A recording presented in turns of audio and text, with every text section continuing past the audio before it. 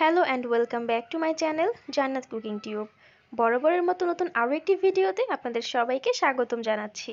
হুবহু রেস্টুরেন্ট স্টাইলে বাড়িতে খুব সহজেই কিভাবে ক্রিস্পি চিকেন ফ্রাই তৈরি করে নেবেন তারই সহজ একটি রেসিপি আজকে আপনাদের মাঝে শেয়ার করব। তাই স্কিপ না করে পুরো ভিডিও জুড়ে আমার সঙ্গেই থাকুন।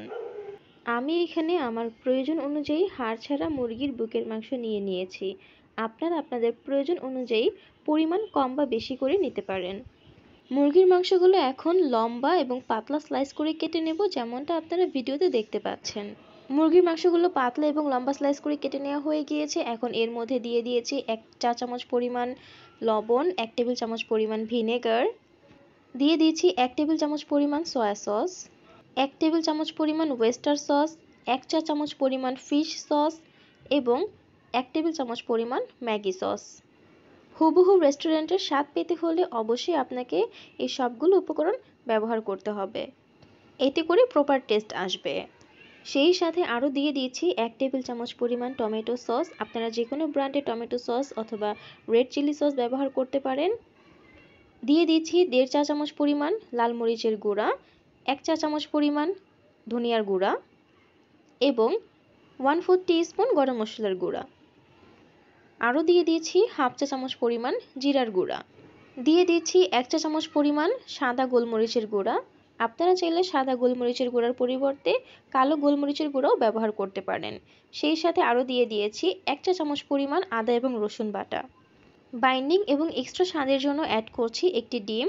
সেই সাথে আরও দিয়ে দিয়েছি 1 টেবিল চামচ পরিমাণ কর্নফ্লাওয়ার।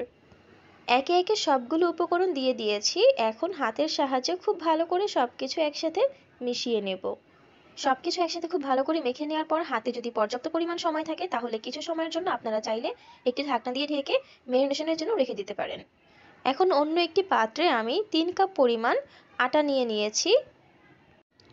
এখন আটার মধ্যেও কিছু স্পাইস অ্যাড করতে হবে। দিয়ে দিয়েছি 1 চা চামচ পরিমাণ লবণ, 1 চা চামচ পরিমাণ সাদা গোলমরিচের গুঁড়ো, 1 চা চামচ পরিমাণ ধনিয়ার গুঁড়ো,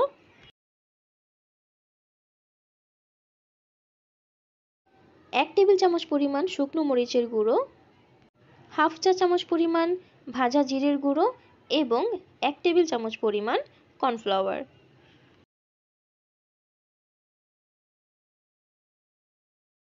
পর্যায়ক্রমে সব রকমের স্পাইস অ্যাড করে নিয়েছি। এখন হাতের সাহায্যে সবকিছু একসাথে খুব ভালো করে মিশিয়ে নেব। যেমনটা দেখতে পাচ্ছেন আটা এবং মশলাগুলো হাতের সাহায্যে খুব ভালো করে মেখে নিয়েছি এবং একটি বোলের মধ্যে আমি নর্মাল ট্যাপের পানি নিয়েছি আর এখানে রয়েছে আগে থেকে ম্যারিনেট করে রাখা মুরগির মাংসগুলো। এখন চিকেন পিসগুলো কোট করে নেওয়ার পালা। হাতের সাহায্যে সবকিছু আরও একবার খুব ভালো করে মিশিয়ে নিয়েছি।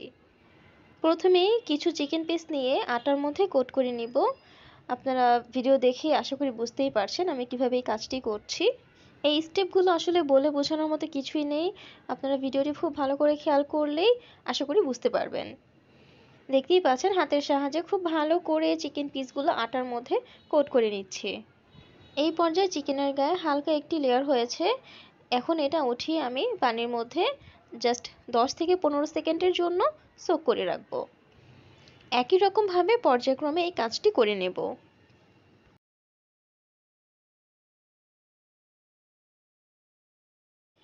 অন্যদিকে চুলে একটি কড়াই বসিয়ে দিয়েছি এবং এর মধ্যে পর্যাপ্ত পরিমাণ সয়াবিন তেল অ্যাড করে দিয়েছি। 10 সেকেন্ড পর চিকেন পিসগুলো পানি থেকে উঠিয়ে নেব। যতটুকু সম্ভব পানি ঝরিয়ে চিকেন পিসগুলো উঠিয়ে নেওয়ার চেষ্টা করবেন। চিকেন পিসগুলো পানি থেকে উঠিয়ে সরাসরি আটার মধ্যে দিয়ে দিয়েছি। এখন খুব ভালো করে একটু সময় নিয়ে হাতের সাহায্যে কোট করে নেব। চিকেন পিসগুলো আটার মধ্যে গড়িয়ে নেব, এতে করে চিকেনের উপরে খুব সুন্দর একটি লেয়ার ক্রিয়েট হবে এবং এই লেয়ারটি হচ্ছে চিকেন ফ্রাইয়ের মূল আকর্ষণ। চিকেন পিসগুলো আমার কোট করে নেওয়া হয়ে গিয়েছে। এখন আমি আপনাদেরকে দেখিয়ে দিচ্ছি ঠিক এরকম হয়েছে। চিকেনের উপর খুব সুন্দরভাবে লেয়ার ক্রিয়েট হয়েছে। এই পর্যায়ে চিকেনের গায়ে লেগে থাকা এক্সেস আটাগুলো ঝেড়ে ফেলে চিকেনগুলো ডুবো তেলে ভেজে নেব। চিকেন পিসগুলো তেলে দেওয়ার পর কিছুক্ষণ অপেক্ষা করবেন, এতে করে চিকেন পিসের উপরের লেয়ারগুলো কিছুটা শক্ত হবে। তখন একটি স্প্যাচুলার সাহায্যে আপনারা চাইলে উল্টে পাল্টে খুব ভালোভাবে ভেজে নিতে পারেন, তা না হলে লেয়ারগুলো খুলে যাওয়ার সম্ভাবনা থাকে। চুলার আঁচ মিডিয়াম হাই ফ্লেমে রেখে ঘড়ি ধরে 5 থেকে 7 মিনিট অপেক্ষা করলেই চিকেনগুলো খুব সুন্দরভাবে ভেজে নেওয়া হয়ে যাবে। সেম রেসিপিতে আপনারা চাইলে চিকেনের ব্রেস্ট পিসের পরিবর্তে চিকেনের অন্যান্য পার্টসগুলো অ্যাড করতে পারেন। এছাড়াও আটার সাথে কর্নফ্লাওয়ার অ্যাড করার ফলে চিকেন পিসগুলো ভেজে নেওয়ার পর চিকেনের উপরের লেয়ারটি অনেক ক্রিস্পি হবে, যেটা কিনা খেতে অসম্ভব ভালো লাগবে। পর্যায়ক্রমে সবগুলো চিকেন আমি এভাবেই কোট করে ডুবো তেলে ভেজে নিয়েছি। এই সেম রেসিপি ফলো করে আপনারা বাড়িতে জাস্ট একবার ট্রাই করে দেখেন, আশা করছি আপনারা হতাশ হবেন না। এবং দেখতেই পেয়েছেন চিকেন ফ্রাইয়ের উপরের লেয়ার কতটা সুন্দর হয়েছে। ইতিমধ্যে আমার সবগুলো চিকেন ফ্রাই করে নেওয়া হয়ে গিয়েছে এবং দেখতেই পাচ্ছেন কালার এবং লেয়ার সব কিছুই একদম পারফেক্ট আছে। এখন শুধু তেল ঝরিয়ে চুলা থেকে নামিয়ে গরম গরম পরিবেশন করে নেওয়ার পালা। সন্ধ্যার নাস্তায় এরকম গরম গরম চিকেন ফ্রাই হলে আর কোনো কিছুর আসলেই প্রয়োজন হয় না, কেননা ছোট বড় আমাদের সকলের ভীষণ পছন্দের হচ্ছে এই চিকেন ফ্রাইগুলো।